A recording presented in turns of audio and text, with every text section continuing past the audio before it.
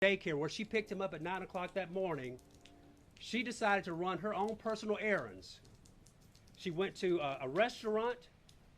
She went and stopped and took food home to her family and left KJ in the car while she dropped food off, left again, and went to a smoke shop or vape shop, tobacco shop with the baby in the car. She rode around for over an hour from 11:30 to after 12:30 with KJ in the back seat and drove back to her home where she said she forgot that he was in the car. She had one job. She had one job to do, and that was to pick KJ up from the daycare and to take him back to where she picked him up. Exactly. And DHR and these workers are responsible for this child's death. He should be here today. This should never happen, and this should never happen to another child. We're extremely thankful for State Representative Patrick Sellers for being here, and we've asked, the family has asked for him to come and say some words as well. Yes, sir. Good evening. Just as today we learned about the arrest of such this tragic death of a 3-year-old KJ. While this development may bring a measure of accountability, it does not bring back the life of a precious child who was full of promise, joy, and innocence. Just as I am a father, a public servant, I am deeply heartbroken and outraged. KJ's life mattered. He deserved protection, he deserved care, and a future. What happened to him was preventable, and that truth should haunt us until real change occurs. The arrest of the transporter is a necessary step toward justice, but it must not be the only step. This tragedy has revealed glaring cracks in the system, cracks that cost a child his life, and we must ask the hard questions. How did this happen on the watch of those entrusted with KJ's care? Where was the oversight? What protocols were broken, or worse, never existed? This is not just about one individual, it's about a system that failed us, that failed KJ. That is why I'm calling for even just a full investigation into the policies and practices of the Alabama Department of Human Resources. We must implement reforms that protect vulnerable children and ensure no family endures this pain ever again. This includes mandatory safety protocols for all child transporters, strict background checks and training for contractors, real-time tracking and verification, immediate audits of a child placement and transport agencies. Let us be clear. Accountability is not revenge. It is the responsibility, and responsibility must be shared by every level of the system that was supposed to protect KJ. This is not the end, it's just the beginning of a movement to protect our children and hold every agency, every contractor, every system accountable for KJ, for every child in Alabama. My heart goes out to this family, and we'll continue to push for correction, for healing, for oversight in dealing with not just KJ, but every single child that's in the care of our system. And in addition to thanking Representative Sellers, I'd like to also thank, on behalf of the family, Governor Ivey. Governor Ivey came out with a very strong statement this week calling KJ's death reprehensible and preventable and gross neglect. Think about that. DHR, who is supposed to protect children, being a part of a system that their own gross neglect and reprehensible conduct caused a child that was in their custody's death. This should never happen again. Again, we thank you all for being here, and we'll take a few questions at this time. I will say before any questions, we are somewhat limited with talking about the ongoing investigation. We've had some limited discussions with the DA's office. We are still waiting to get the results of the toxicology the blood work to see, when this worker went to, this tobacco shop, what did she buy? Was she on some sort of substance herself while she had KJ in her custody? So that will take time, just going through the forensic process, but we do want to honor that part of the investigation and allow law enforcement to conduct a full, complete, and thorough investigation. Couple questions. I've heard conflicting stories. Was KJ found still strapped in his car seat, or had he gotten himself out and was in the general car? No, so KJ was in the car when the call was made to the worker from the daycare, asking the worker Right. why KJ. And so at the time, so the worker actually took KJ out of the car and to her home. And KJ was in her home, and they said that the worker, this is part of the investigation that we've received from law enforcement, the worker was throwing cold water on his face. So he had not gotten out of his car seat. He had not. He had not. But when you had mentioned earlier that she left, ran and did some errands from 11:30 to 12:30, she did at that time is claiming she didn't know he was in the car then. No, she's claiming she did not know that he was still in the car once she returned to her home. The final time or the time she dropped off? The final time, but she had just picked him up. We have a lot of questions. The story just doesn't make sense that you would have just picked up the child from daycare within less than an hour. And he's 3 years old. And the family said he's very active. Very. He's very active. So it's not likely that KJ was asleep this entire time. Just For 5 hours, no. no. No. And throughout this entire 5-hour period from 12:30 to 5:30, for the worker not to even have some recollection that she had not taken KJ back to the daycare and he was still in the car. Those are the questions that we have. Yes. Next question for Brittany. Can you talk about a little bit more about the companies that get the transportation? Before they can even get a child in their car, do they have to go through strenuous background checks, any type of social work training just to be able to actually have a child that is already in DHR custody? That's why we've reached out to DHR. We have not gotten a return call asking DHR to provide us with that documentation.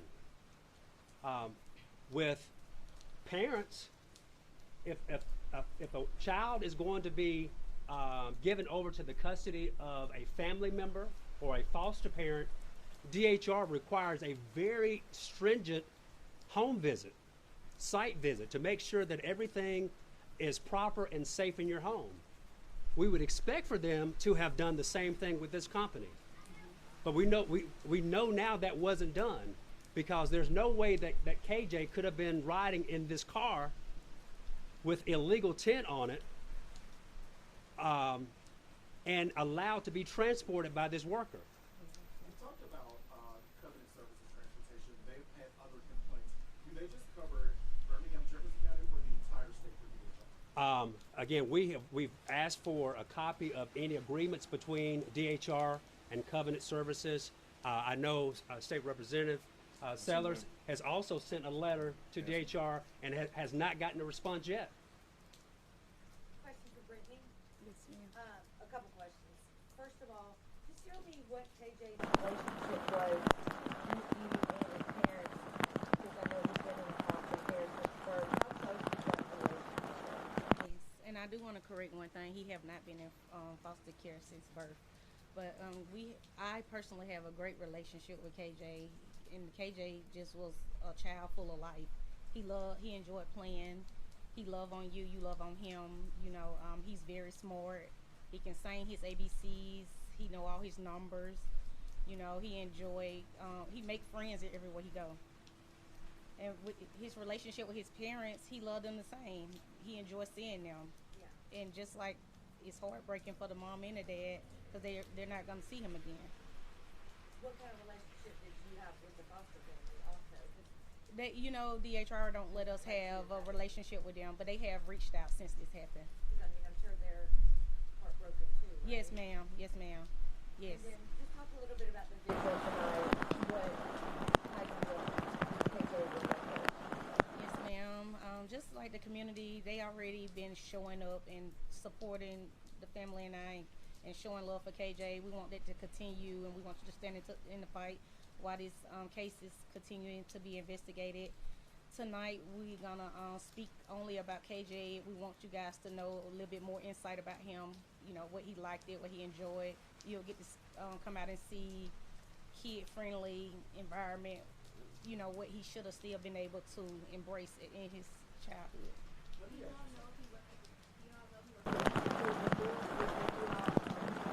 You know, I'm sorry, what was the question? so the question was, had KJ been transported? Yes. Yes. This worker, in fact, had transported KJ before. This was not a one-time visit. This was a weekly visit. And she's the same worker. And this is the same worker who would transport KJ every Tuesday for a visit with his family. Yes. So this is, you know, what happened on this day. Those are the questions that we have Yes. to find out. How did you forget when this is not something that was new to you? Again, you had one job, and you did this every week. Brittany, I'm sure that you have a lot of memories with KJ, even in just short 3 years. What is the most favorite memory you have with him? Just recently, like in May, when he was visiting my home, we laid out the inflatables, the kid inflatable. He enjoyed the water, and you probably seen it on social media how much fun he was having. And he was telling me, "Auntie, I love this." I gave him pizza. I made his day that day, and unfortunately, that's the last day I saw my nephew. If you could describe how you're feeling right now in one word, what would it be? It hurts. It hurts bad. It hurts deeply because they fail him, and it makes me feel like we fail him as well. I'm glad you mentioned that. Mr. French, state representative Sellers, how can families in the state of Alabama trust DHR after this situation? Okay. And we're about to hear it. You know, I will say this. DHR is supposed to be the safety net. That net's broken. Yes. And that's why Representative Sellers is here to look at how do you fix that system. We want our kids to be safe. No parent, no family member wants to be here talking about burying their 3-year-old child who died in the custody of DHR.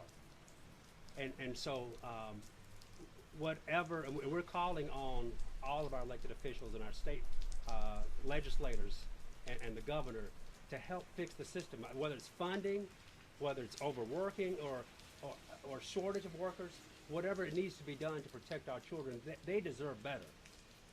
And we want to make sure, again, that this never happens again.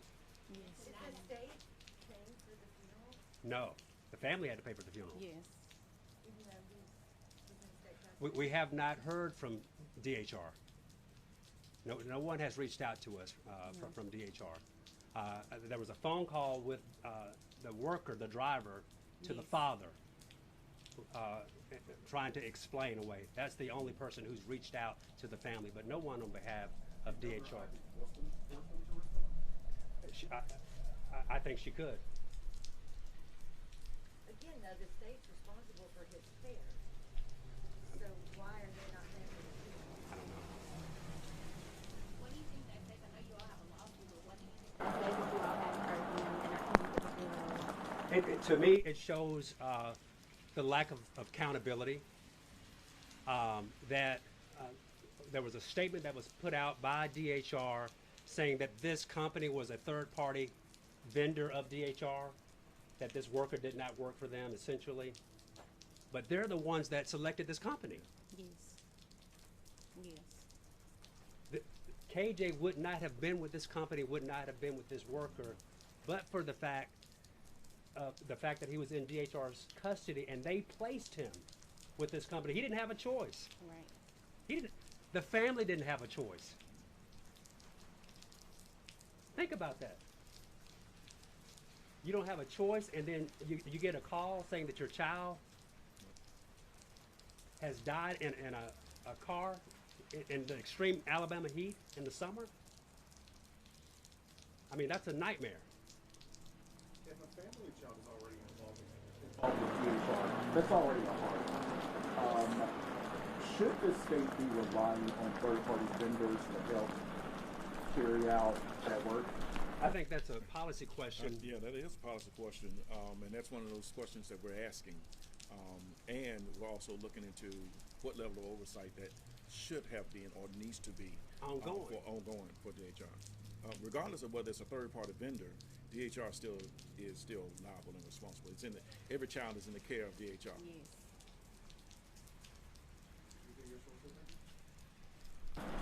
No, just thank you and thank all of you guys for coming out and helping, spread the word to bring awareness of what happened to KJ and to help prevent it from happening to another child. Thank you. I missed it earlier. Will you just say for your first and last name? My name is Brittany Johnson, Brittney Johnson, JOHNSON. I'm KJ's auntie, yes. I'm the mother's sister. Thank y'all so much. Thank y'all so much. We said 7:30. Yeah, I know.